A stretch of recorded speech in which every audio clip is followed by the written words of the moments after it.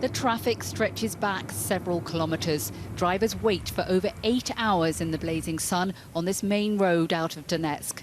It's one of the few routes still open for civilians to reach government-controlled areas.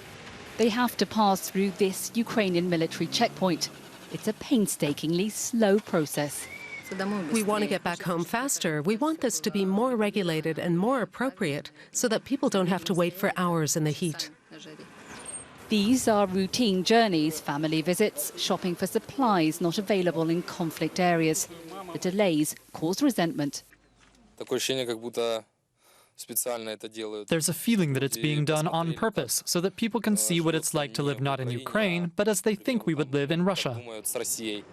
Many blame the complex bureaucracy enforced by Ukrainian authorities. Documents are scrutinized, questions asked, belongings searched. Since the conflict started, it's often been difficult for civilians to pass from one side to the other. They need a special document, for example, to go through this Ukrainian checkpoint. But in the last few weeks, things have become much harder, with a major road into Donetsk closed due to fighting. The city is becoming more inaccessible.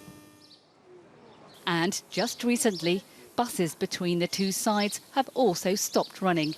Transport authorities in Donetsk say it wasn't their decision. No one provided us with information or official details. We found out the bus service was stopped on the day when it actually happened. They departed according to plan, but then they were turned back.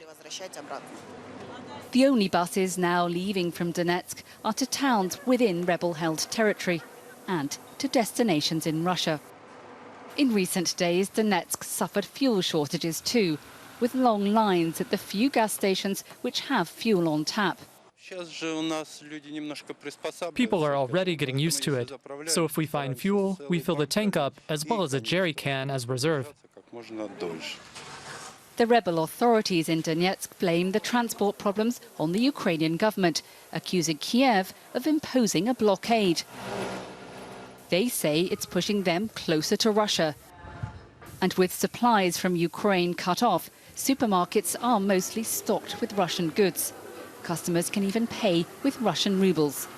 But selection is limited. Fresh milk is in short supply at this store, and some shelves are empty. So people in the conflict area depend on aid getting in. But these Red Cross trucks are slowed by military controls too.